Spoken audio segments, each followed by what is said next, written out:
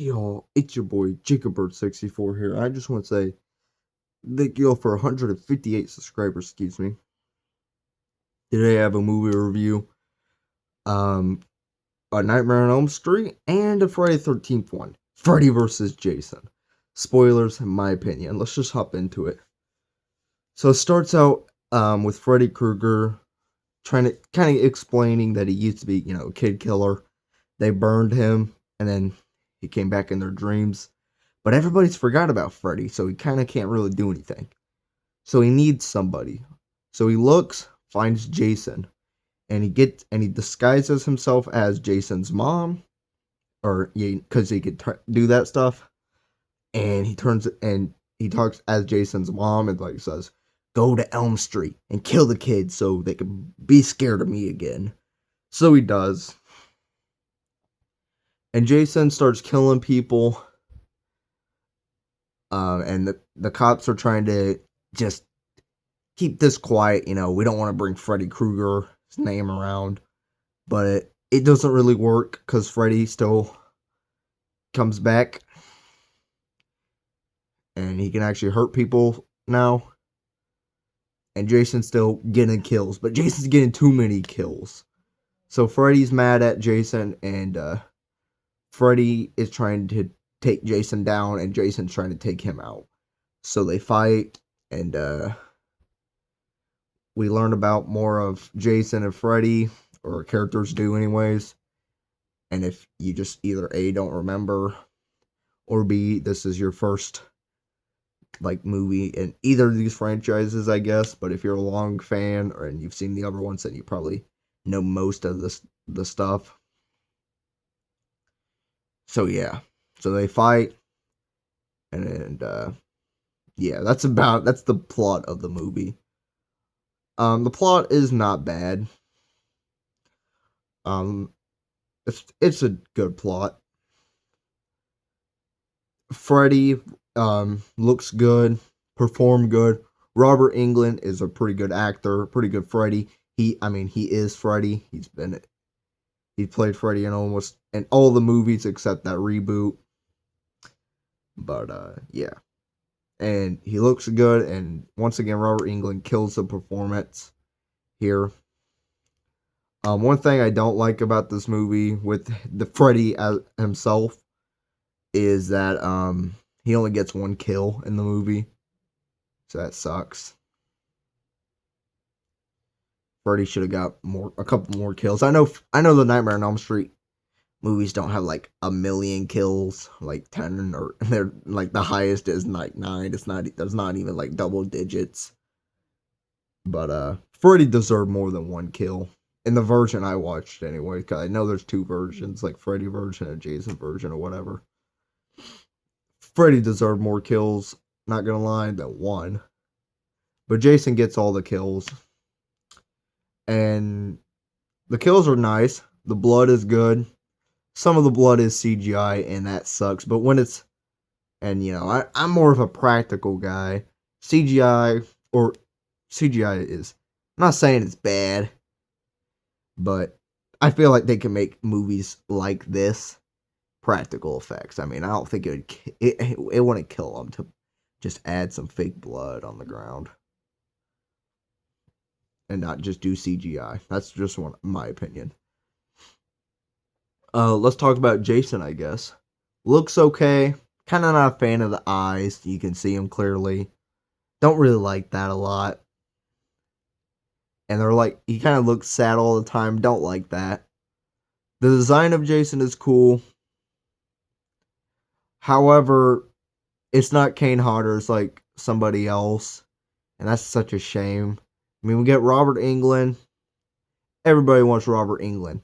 But a lot of people wanted Kane Hodder at the time and still to this day. And they don't get it. So the Friday the 13th fans kind of get screwed over. Not saying the guy who plays Jason in this movie is bad or does a bad performance. He does a good job. But we all want Kane Hodder to do it. He earned it. He earned to get to play this role. He was so disappointed that he didn't get to either, which I don't blame him. The characters, they're okay. Not terrible, but just average. Nothing great, if I'm being honest here. The fight scenes are awesome. The one in the dream sequence is pretty cool. Freddy just pretty much using all of his powers, and Jason actually does get a couple hits in the dream world. But here's an issue: they make him scared of water. Like that makes what? Jason scared of water? Huh? I get it. I get why. Because he drowned.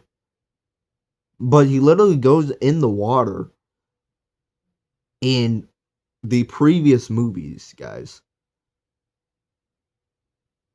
Freddy's not scared of fire, and he still got killed by it. So to make Jason scared of water, that just makes him look pathetic. I mean, based on this logic, you could literally just... He literally lives in the camp, Crystal Lake. How is he scared? That doesn't make any sense, guys. But I'm pretty sure, if I remember correctly, the director had only seen like the first films of both of these franchises, so yeah. And then we get to the Camp Crystal Lake fight, the final fight, and that one's pretty good. Lots of blood, like ripping Freddy's arm off. Freddy stabbing Jason in the eyes. The spikes hitting Jason. And Freddy cutting Jason's fingers. I mean, a lot of cool blood and gore. It's really cool. There's like a demon Freddy, and although he's only on screen for like 10 seconds, which is such a disappointment, he's pretty cool looking, guys, but they definitely should have used him more. Especially, that wasn't even CGI, so it's kind of like, it's pretty cool, but like, Robert Englund literally had to sit in that chair for hours, and for like a 10-second scene? Okay. Why not either A, use that version of him more, or B, just not even use him at all? There's like a demon, like a slug Freddy, and he's like smoking with this guy who's like trying to get high, I guess. So that's like, okay.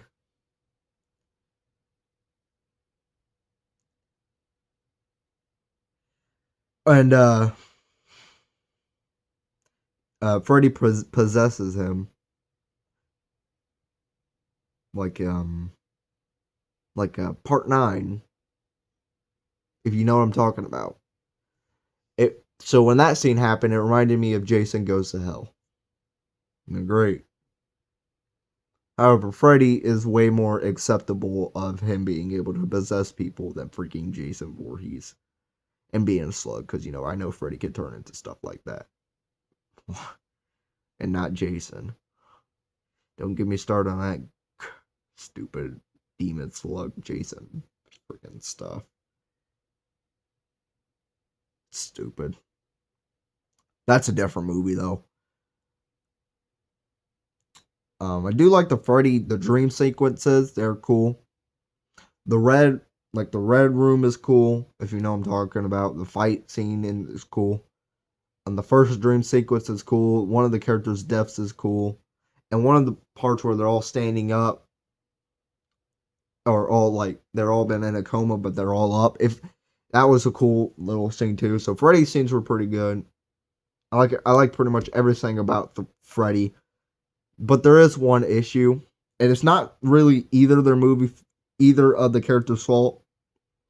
It does seem like this movie does lean towards Freddy. Plot wise, definitely. It's setting, yeah, definitely. Like, you're at Camp Crystal, like maybe the last third of this movie, and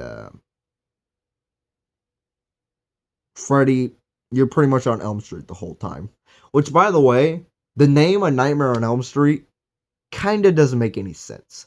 Now, I know what you're thinking. What? Well, Freddy literally leaves Elm Street like so many times. So how is it still a Nightmare on Elm Street? It's like a nightmare in this whole town. Let's just be honest, it has nobody else thought about that? Like Elm Street. Okay, I know that he in the first movie he does it there, but does he in like some of the sequels? Like he literally just kills them out of Elm Street. So it's not so. Why a Nightmare on Elm Street? Why not a Nightmare on every street or something? I don't know. I know. I know one of our town streets has named Elm Street, so that's kind of cool. I pointed that out one time. I was like Freddy Krueger or something like that to my dad. So that's always something I wondered. He he always kind of leaves um, Elm Street. Also, another thing I just want to point out about the Freddy movies is that he always tries to leave the dream world, which is like, why? You're literally invisible, bro. You can't get hurt at all, like in the dream world. Why would you want to come to the real world where you're kind of weak? Like, let's just be honest. So I do feel like the plot and the setting is more around Freddy, but Jason does definitely gets steals the kills. Um, I feel like they even handle Freddy better, if I'm being honest, guys. Definitely more respect to the fans. Poor Jason fans though, they don't get Kane Hodder. So yeah, there was this one dumb part where this girl sees her boyfriend with his head, like he's holding his head. He's like, "Come to inside the cornfield," and she's like, "Oh, okay." Are you kidding me? Why? You literally saw him die in this bed. So Jason stabs him in this bed and folds him. It's pretty cool. But like, why would you still go there? So stupid. Oh, and they're like, oh, and the characters in this movie are like, Freddy's the main bad guy, so we gotta try and take him out, and we gotta go to Camp Crystal Lake because Jason would just stay there. So who wins this fight? Um, Freddy gets his head chopped off, and Jason keeps his body, but neither of them die. So kind of a tie, because Jason kind of got some assistant, but kind of didn't. They throw fire at Freddy, and they burn both him and Jason. So they he kind of gets assist, but he kind of doesn't. They burn Jason, but he also gets burned. So yeah, I like how Jason like just swings his machete or just like hits him once, and they just go flying across the whole room. That is kind of cool. Uh, did I say Freddy? I meant Jason. If I said Freddy, yeah, that's kind of cool, Jason. The fight scene's definitely the best parts of the movie. Just watch it for that. So honestly, the movie's decent. It's a decent film. It's not a great movie. Probably not even in my top five Friday the 13th. Maybe not even top five Nightmare on Elm Street, if I'm being honest. Maybe though. I know like two or three of the Nightmare on Elm Street movies they just kind of suck. That's kind of a series that's kind of a bit rough. Because I like the first one a lot. That's my favorite Nightmare on Elm Street, the first one. I like the first four. 5 and 6. Wes Craven, not too bad. Freddy vs. Jason's good. Decent. And what is it? The reboot? Don't really care. So yeah, that's what I would say about the Freddy Krueger series. So yeah, it would probably be in the top five for Freddy. It wouldn't be top five for Friday the 13th though. So I'd probably give this like a solid 7 out of 10. It's a decent little film. Nothing great. Um, Definitely watch it like once at least. We had to wait so long for this movie. I know it wasn't a lie, but you had to wait like 10 or 12 years or something like that. So yeah, sorry that must have been very slow 10 or 12 years. Now, I'll tell you this, I do remember that there was supposed to be an alternative ending where Pinhead, Hellraiser, was supposed to join this movie at the end, and it was going to be like a kind of a cliffhanger, like a Freddy versus Jason versus Pinhead. So that would have been interesting to see. I have seen all the movies and all three of the franchises, and who would win? I mean, logically, it depends. It depends on the situation. If they're in the dream world, Freddy's winning. But then again, Pinhead has beaten Lucifer in the books. He literally has infinite chains. He could literally just chain up Jason and just tear him apart, and there's nothing Jason could do. And the same with Freddy in the real world. So, but if he didn't have his chains, that's a little different. So we kind of have to debate on which scenario would most likely be, which would be he has the chains.